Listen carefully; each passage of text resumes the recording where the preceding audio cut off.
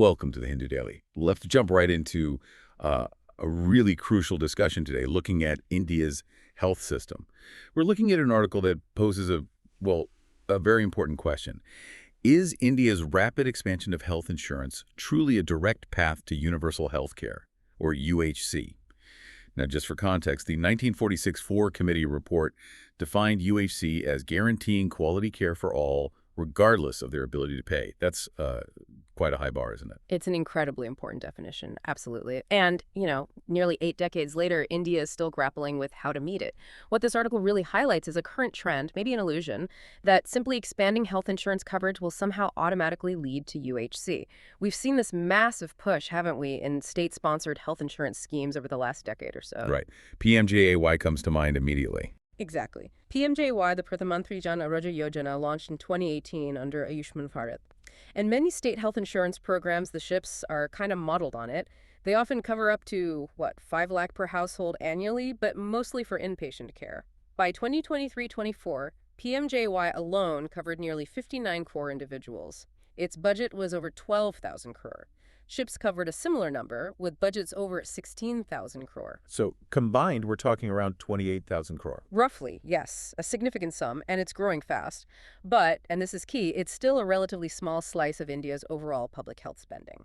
Okay, so that's a substantial investment, but as you hinted, the article suggests these schemes might be creating this illusion rather than actual UHC. So what are the fundamental cracks, the fault lines, as the article calls them, that worry researchers? Why isn't this the direct path we might think it is? Well, the article lays out 6 major defects. And these aren't just minor problems. They seem to be actively deepening existing issues in India's healthcare system. First off, these schemes disproportionately promote for-profit medicine. It's quite stark, actually. Something like 2/3 of the PMJAY budget goes to private, profit-driven hospitals. And studies show that while PMJAY increased private hospital use, it didn't actually increase overall hospitalization rates.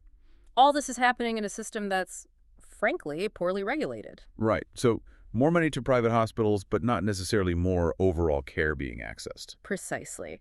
Second, there's a very strong tilt towards hospitalization, especially expensive tertiary care. This often comes at the expense of primary and outpatient services, which are arguably the bedrock of good public health. And now, with the inclusion of elderly citizens, those 70 and above, there's a real risk that high-cost tertiary care will just soak up even more public health funds, leaving basic community services even more shortchanged. Okay, that makes sense. What's the third point? Third, there are serious issues with utilization. You mentioned the huge coverage numbers earlier, right? Around 80% combined coverage. Yeah. Well, despite that, the Household Consumption Expenditure Survey for 2022-23 found only about 35% of insured patients who were hospitalized actually used their insurance. 35%? Yeah. Wow. Why is that? Often it boils down to people simply not knowing they're covered, or maybe they don't know how to navigate the system, the bureaucracy. It's a huge gap between having the card and getting the benefit. That's a significant gap, yeah. What else contributes to these systemic problems? Well, fourth, these targeted schemes, unfortunately, seem to create discrimination within the system itself. Private hospitals, well, they often prefer uninsured patients because they can charge higher commercial rates, out-of-pocket payments. Sometimes they might even discourage using the insurance. Public hospitals, on the other hand, sometimes prefer insured patients because they get reimbursed by the government schemes. So you potentially end up with a 2-tiered system, discriminatory treatment, maybe even pressure on patients to enroll right there on the spot. Okay. And the providers themselves, are they happy with the system? That's the 5th point. Healthcare providers are struggling. They cite low reimbursement rates and really long delays in getting paid. The National Health Authority, the NHA, revealed that over 12,000 crore in pending dues existed under PMJAY alone. That amount actually exceeded its annual budget at the time. Exactly. And unsurprisingly, this has led to over 600 hospitals opting out of PMJAY since it started, just because they weren't getting paid. And finally, number 6 is corruption and abuse. It seems quite rampant. The NHA itself recommended action against 3,200 hospitals for fraudulent activities under PMJAY, things like denying eligible patients, charging insured patients for things that should be covered, even performing unnecessary procedures just to claim money. And a pervasive lack of transparency, missing audit reports from official portals, makes proper oversight incredibly difficult. So bringing all this together, the article's central message, it sounds like, is that health insurance in its current form in India is acting like little more than a painkiller for a system that needs proper healing. That sums it up perfectly. The core insight here is that just relying on health insurance as the main path to universal health care in India is fundamentally flawed. It inadvertently promotes private for-profit care over the kind of robust public health infrastructure that really underpins universal access. You just can't achieve UHC without seriously addressing India's severe underinvestment in public health facilities. And that investment level is quite low, isn't it? Extremely low. India's public health expenditure was just 1.3% of GDP in 2022. Compare that to the world average of 6.1%. It's a stark difference. And while you do have successful social health insurance models elsewhere, like Canada or Thailand, they differ significantly from PMJ-AY and SHIPS. They usually have a much stronger focus on universal coverage, stronger public health systems, and often rely more on nonprofit providers. The current approach in India, the article argues, isn't just inefficient, it's actively pulling the system in the wrong direction, away from true UHC. Okay, moving from the critical state of healthcare to another, maybe quieter, but still emerging public health crisis, urban noise pollution. The article really hammers home how this constant sonic aggression is eroding the constitutional promise of peace and dignity in our cities. It is. It's a pervasive problem, isn't it? Often goes unnoticed consciously, but you feel its effects. Decibel levels are routinely exceeding permissible limits across Indian cities, especially near sensitive zones like hospitals and schools.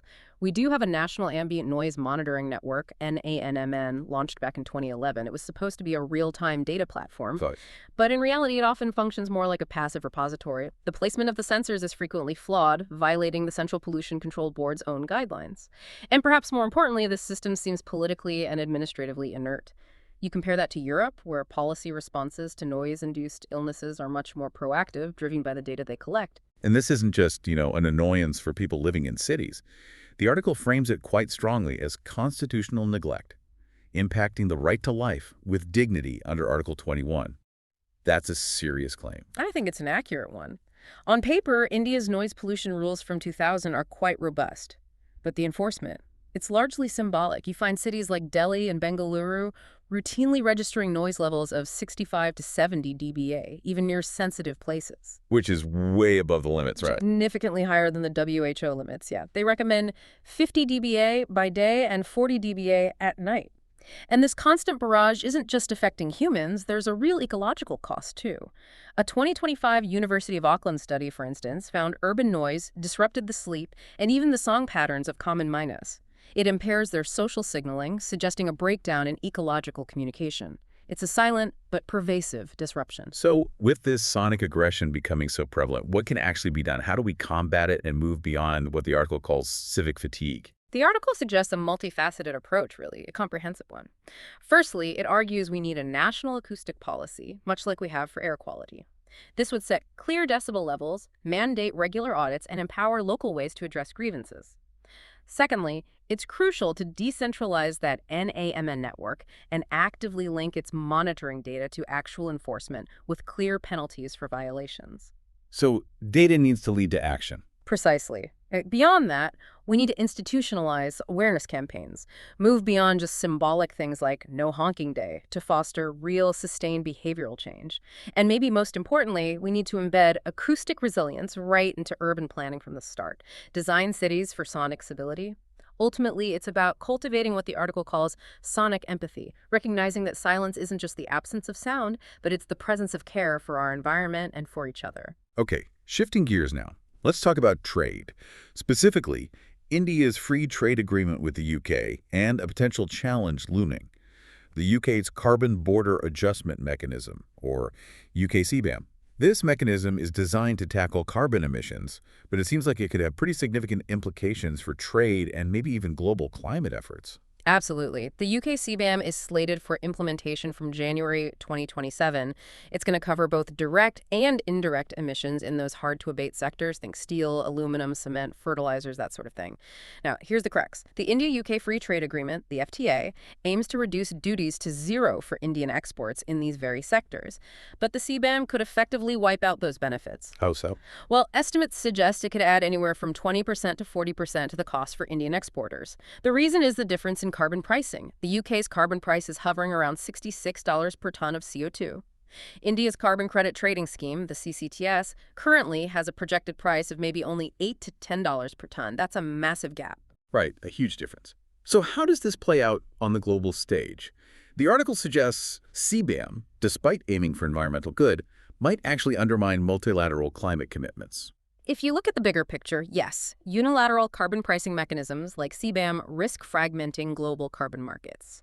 This complexity increases compliance costs for businesses, it disrupts supply chains, and it could inadvertently hinder overall climate goals by creating what are essentially new trade barriers. Multilateral institutions have been flagging this. There are proposals out there for a global carbon pricing agreement. The IMF, for instance, suggested an international carbon price floor with tiered pricing, maybe $25 for low-income countries, $50 for middle, $75 for high-income. The World Economic Forum has also talked about linking regional carbon markets to move towards a more unified global system. The worry is that a fragmented approach might actually be counterproductive for the larger climate agenda. So given this complex global landscape, what actions does India need to take domestically? How can it navigate these challenges and, stay competitive? India really needs to strategically view clean technologies not just as a burden for export compliance, but as fundamental tools for boosting competitiveness across all its industries. Domestically, streamlining the various implicit carbon taxes into a unified CCTS would really help with carbon price discovery and simplify compliance for businesses. And critically, any money raised from these carbon taxes should be plowed straight back into industrial decarbonization efforts. Create a virtuous cycle, Leveraging things like the draft climate finance taxonomy developed by the Ministry of Finance will also be important to help investors channel funds into clean tech. It's about positioning India to build a stronger, more effective carbon pricing system for the future. Okay, from trade and climate, let's turn to geopolitics. The recent U.S. decision to sharply raise tariffs, doubling duties to 50% on certain Indian exports, has definitely caused some waves. This impacts a pretty substantial chunk of trade, doesn't it? $48 to $55 billion worth of merchandise, especially in those labor-intensive sectors like gems and jewelry, textiles, agriculture, leather. It's definitely significant for those specific sectors, yes. But I think it would be a mistake to view the entire India-U.S. relationship just through the narrow lens of these trade disputes. This relationship is really anchored in something much deeper, much broader. Many sectors are completely unaffected or are actually thriving. Take pharmaceuticals, for instance. India supplies a remarkable 40% of America's generic drug demand. That's a critical $50 billion industry, and it's exempt from these new tariffs. That's a huge contribution. It is, and IT services exports to the U.S. over $33 billion. Beyond trade, you have strong cooperation in energy, civil aviation, defense. Think of the important 2+2 dialogue and even space with NASA ICE-RO collaborations. It really shows the diversity and the strategic depth of the partnership. So if trade policy is kind of the hardware of this relationship, what's the software that keeps this partnership so robust, so resilient, even when facing these trade bumps? The software. That's undoubtedly the incredibly powerful people-to-people ties. You've got a 4.8 million strong Indian diaspora in the U.S., excelling across every field imaginable. Over 150 Indian origin CEOs leading global corporations. You have over 200,000 Indian students in U.S. universities. Indian IT engineers are, driving innovation in Silicon Valley. These are trust-based bonds cultivated over decades, and they shape the partnership in fundamental ways that go far beyond tariffs. Right. This connection extends to vibrant cultural exchanges, deep strategic collaborations on everything from defense and climate change to healthcare and education. It's really a multi-layered relationship. So with that perspective, what does this mean for India's strategic response to the tariff hikes? The article suggests trust ultimately define partnerships, not tariffs. Exactly. India's response needs to be measured and strategic, focusing on long-term resilience, not just immediate reactions. This involves actively diversifying its export markets, looking more towards Africa, Latin America, perhaps to reduce over-reliance on any single trading partner. Domestically, India needs to strengthen its own industrial resilience. That means innovating supply chains, moving up the value chain in key sectors. And crucially, persisting with diplomacy is vital.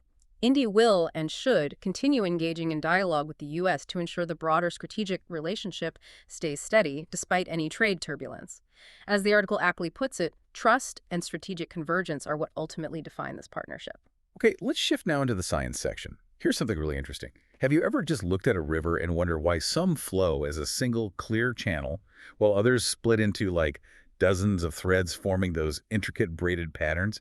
Well, scientists, it turns out, have finally started to unravel this mystery. It's a really fundamental question in river science and geomorphology, and this new research from geographers at UCSB, published in Science, provides a genuinely groundbreaking answer.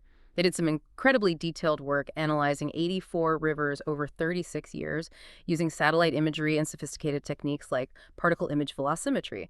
And the core discovery is this. Single-thread rivers, the ones that flow in one channel, maintain a stable width because there's a sort of equilibrium between bank erosion and bar accretion. Meaning what's lost on one side is gained on the other. Pretty much, yes. Material lost from one bank is roughly balanced by material deposited on the opposite bank or on bars within the channel, keeping the overall width stable. But multi-threaded rivers, the braided ones, are different. They consistently show much higher rates of bank erosion compared to the deposition happening on the opposite banks or bars. It's this imbalance, more erosion than deposition, that leads to the channel continually widening and eventually splitting into multiple shifting threads. So surprisingly, it's this relentless erosional pressure that's the primary driver behind the complex, ever-changing nature of braided rivers. So it's a fundamental difference in how these rivers manage their own banks and sediment. And we, humans, have played a pretty significant role in messing with this natural process, often unintentionally, right? Oh, absolutely. There's growing recognition of that. Human interference has historically pushed many rivers from their natural multi-channel state towards single-channel dominance. Think about things like damming, which traps sediment upstream. Excessive diking or building embankments along riverbanks constricts the flow. Widespread sediment mining removes material. And agricultural development often alters floodplains. All these things change a river's natural dynamics. And it's not just structures. Even vegetation plays a more complex role than we used to think. A separate Stanford study found that river bends with vegetation move differently compared to unvegetated ones. This influences the river's sinuosity, how curvy its path is. Vegetation isn't just passive. It actively shapes the river landscape. What's truly insightful here is what this means for major rivers right here in India, particularly rivers like the mighty Ganga and especially the Brahmaputra, given its unique characteristics. For India, these findings are incredibly relevant, especially for the Brahmaputra. It's a classic example of a braided river. This research confirms its banks erode very rapidly. The channels, as the study puts it, are fundamentally unstable. This actually challenges some older ideas that erosion and deposition in such rivers are always in perfect balance. So they're naturally chaotic, in a way. In a dynamic equilibrium, maybe, but characterized by these cycles of instability. Understanding this is crucial for effective river management, especially in flood-prone regions like the Brahmaputra Valley. For flood risk reduction, it means that standard tools like rating curves, which predict flood levels based on water height, become unreliable very quickly because the channel shape is constantly changing. You need more frequent and costly updates to accurately assess flood risk. So what's the alternative? Well, the research points towards nature-based solutions, things like strategically removing artificial embankments in some areas, restoring floodplains, creating wetlands and braided sections. This allows these multi-channel rivers to behave more naturally. Not only can this lower flood risk downstream, but it can also significantly reduce long-term restoration costs because you're working with the river's natural tendencies, not constantly fighting against them. From the flow of rivers, let's turn to another critical environmental issue that affects literally everyone: air quality. The Air Quality Life Index, or AQLI 2025 report, has some truly stark findings. Yes, the report delivers a pretty sobering truth. Essentially, all of India breathes air that is dirtier than the World Health Organization's annual average limit of 5 micrograms per cubic meter for particulate pollution, specifically the dangerous PM2.5 particles. To put that in perspective, nearly half, 46% of India's population lives in areas that exceed even India's own, much more lenient national standard of 40 micrograms per cubic meter.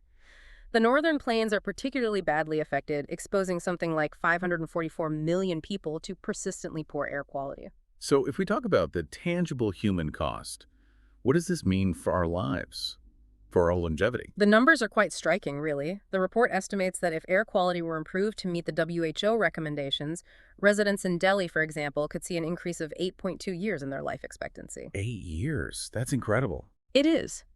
And even in the cleanest areas of India, people could still gain an average of 9.4 months. This isn't just an Indian problem, though. It extends across South Asia. Bangladesh, for instance, is identified as the most polluted country globally.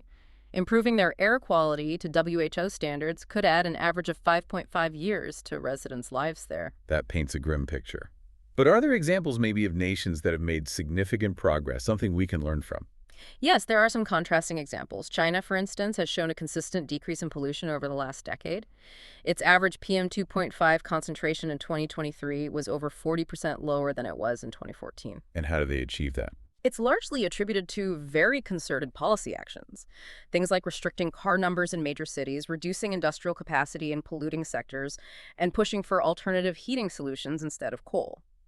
Now, China still exceeds WHO limits, let's be clear, but its trajectory shows that determined, sustained policy action can make a significant difference. The AQLI report ultimately identifies particulate pollution as the single greatest external threat to human life expectancy globally in 2023. That's how serious this is. Okay, switching gears again, let's move into the judiciary. We're looking at a significant dissent by Justice B.V. Nagarathna, the sole woman judge on the Supreme Court bench, regarding a recent elevation to the top court. This seems to go beyond just a simple disagreement. It really does.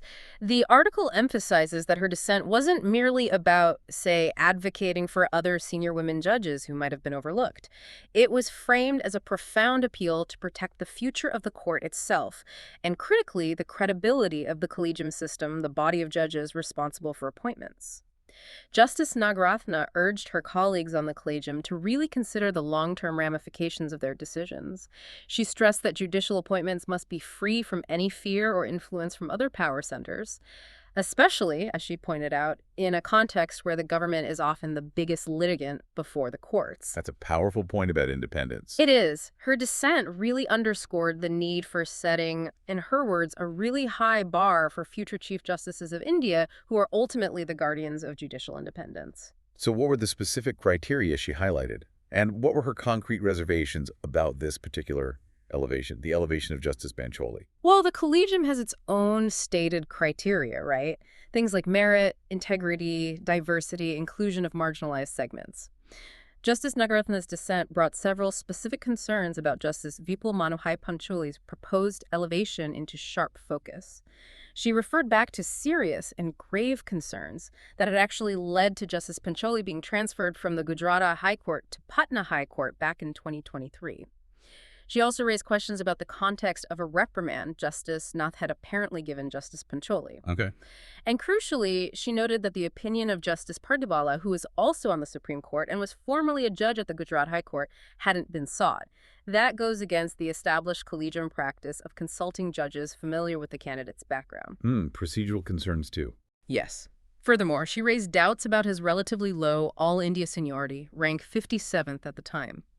She argued that elevating someone so far down the list could be counterproductive to the administration of justice and risk undermining the collegium's own credibility. She also questioned the specific institutional interest in him potentially becoming Chief Justice of India for a period between 2031 and 2033. And finally, she made a strong case for broader high court representation. She pointed out that several high courts like Jammu and Kashmir, Orissa, Jharkhand, Sikkim, Meghalaya, Tripura, Uttarakhand currently lack adequate representation on the Supreme Court bench. Why elevate a third judge from Gujarat, she argued, when these others are unrepresented or underrepresented? So if we weigh all these points together, what does this dissent signify for the independence of the judiciary and maybe the future integrity of the collegium system itself? I think this dissent is incredibly important for several reasons. As Justice Nagarathna herself articulated, it sets that really high bar for future Chief Justices, who are pivotal in protecting judicial independence. But more broadly, it underscores the critical need for greater transparency and perhaps stricter adherence to established principles and criteria in the judicial appointment process. Such vigilance, such open debate, even within the collegium, is essential to maintain public trust, ensure fairness, and uphold the long-term integrity of one of the nation's most vital institutions. It's fundamentally a call for accountability and a reaffirmation of the judiciary's foundational role in a democracy. All right, let's turn our attention now to an incredible indigenous innovation making waves in healthcare. CEREBO. It's a new portable tool for diagnosing brain injuries. This sounds like a real potential game changer. It absolutely does. CEREBO is essentially a handheld, portable, and importantly, non-invasive diagnostic tool designed specifically for traumatic brain injuries, or TBIs. It's the result of a strong collaboration between key Indian institutions, ICMR, MDMS, AIMS, Bhopal, Nimhamans, Bengaluru, and a company called Bioscan Research. And what's truly remarkable, I think, is its speed. It can apparently detect intracranial bleeding inside the skull and edema, which is swelling in the brain, within just 1 minute. That provides immediate, potentially life-saving assessment. Wow, within a minute. Its portability and speed sound like massive advantages. So who can actually use it, and where is it intended to be deployed to make the biggest difference? That's really where its accessibility shines. CEREBO is reported to be safe even for vulnerable patients, like infants and pregnant women. Crucially, it's designed to be used not just by trained paramedics, but potentially even by personnel with limited medical training, especially in remote or resource-poor settings. Okay, so think rural clinics, maybe? Exactly. It makes it ideal for settings where advanced diagnostics like CT or MRI scans are simply unavailable, or where delays in getting a patient to such a facility could be critical, even fatal. It provides easy-to-understand, color-coded results, it's radiation-free, and it's designed to be cost-effective. The idea is to deploy it widely in ambulances, rural clinics, primary health centers, trauma centers, even in disaster response units. The goal is really to enhance early detection and significantly improve patient outcomes right there at the point of care. That raises a really critical question. Why is a device like this so vital for India specifically? What's the context around TBIs here? While TBIs pose a huge public health challenge in India, especially in rural and underserved areas where access to advanced medical care is limited, TBIs are a leading cause of morbidity, meaning illness and disability and mortality. Estimates suggest 1.5 to 2 million people are injured annually in India, and perhaps as many as 1 million deaths occur due to TBIs. And the main cause? A staggering 60% of these are due to road traffic injuries. Now, traditional diagnostic methods used in the field, like the Glasgow Coma Scale, can be subjective and prone to error, especially in chaotic emergency situations. And as we know, advanced imaging like CT or MRI requires specialized infrastructure, trained personnel, it's expensive, and often just not available quickly enough, particularly outside major cities. CEREBO aims to address all these challenges directly. It uses advanced near-infrared spectroscopy, which is a light-based technology powered by machine learning algorithms. It's undergone extensive clinical validation and trials. This technology provides an objective, rapid, and accessible way to detect those critical brain injuries early, potentially bridging a huge gap in India's emergency healthcare system. Okay, finally today, let's explore a fascinating but also potentially alarming development in artificial intelligence. The ability to turn static images, like old photos, into incredibly realistic videos. We all probably saw that viral example, right? The Reddit co-founder Alexis Ohanian creating a video from a childhood photo of his mother who had passed away. It really highlighted both the profound emotional appeal such tech can have, but also the complex ethical questions it raises about things like false memories and digital identity. This technology is advancing at an absolutely astonishing pace. Tools like Midjourney, Grok Imagine, even Google Photos now has a create mode. They're making this process of animating static images increasingly easy and accessible to almost anyone. And generative AI, or Gen AI, can do more than just enhance old media. It can morph and manipulate images to create entirely new, completely fabricated scenarios. This immediately throws up significant legal questions around copyright, obviously, but also really complex ethical dilemmas, especially when you're talking about using images of deceased individuals or creating deepfakes that can manipulate public perception or harass individuals. This sounds incredibly powerful. And, yeah, potentially quite dangerous. The article really zeroes in on the significant risks this technology poses, particularly for children who are obviously incredibly vulnerable. This is truly a grave concern, yes. Cybercriminals can now rapidly create incredibly realistic AI-generated videos of minors using nothing more than photos that might be publicly available online, maybe from social media. This has already led to heartbreaking cases where synthetic, fake, nude photos of children have been created and used for extortion. In some tragic instances, this has even contributed to suicide. A data protection lawyer quoted, Clancy Sardelli, highlights the serious implications. Deepfakes, defamation, various forms of abuse. She notes that under laws like GDPR in Europe, children often can't legally consent to this kind of use of their personal data until they're 16. And despite calls for strong guardrails, the reality is that many AI chatbots can still easily generate inappropriate or even sexual content if prompted correctly. The National Center for Missing and Exploited Children, NCMEC, in the U.S., raised alarms after receiving over 7,000 reports of child sexual exploitation involving Gen AI in just the last 2 years. This is a rapidly escalating threat. So given these really significant and serious risks, what are the companies developing this tech and governments actually doing to protect children? Are the safeguards currently in place effective at all? Well, some companies are certainly saying they're taking steps. Google, for instance, mentions measures for its Photos app, things like limiting harmful prompts, embedding invisible and visual watermarks to identify AI-generated content, using red teaming, which is basically trying to break their own systems to find flaws, and having clear policies against misuse. However, other platforms like Elon Musk's XAI have apparently shown a distinct lack of response when questioned about these concerns. In India, the Ministry of Electronics and Information Technology, MIT, has issued advisories. These require platforms to remove morphed content when flagged and to appoint grievance officers. But are these enough? Critically, existing laws, particularly complex ones like the EU's AI Act, weren't really designed with this specific type of AI-generated content manipulation in mind. As the article points out, the safeguards are often uneven across platforms and not always effective. There's a significant gap between how fast the technology is moving and how quickly regulation can respond. The law is undeniably lagging behind the technology here. There's currently no comprehensive global framework that adequately addresses the specific misuse of children's likenesses generated by AI.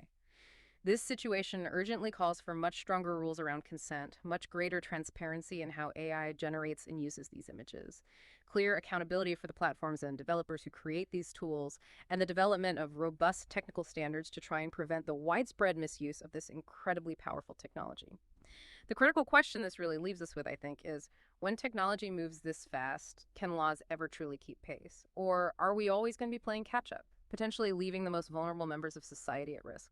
It's something we really need to grapple with. Thank you for listening. If you want to provide suggestions, please contact on the Twitter handle given in the episode description. As always, we are eager to hear what our listeners want to be informed about. We wish you a great day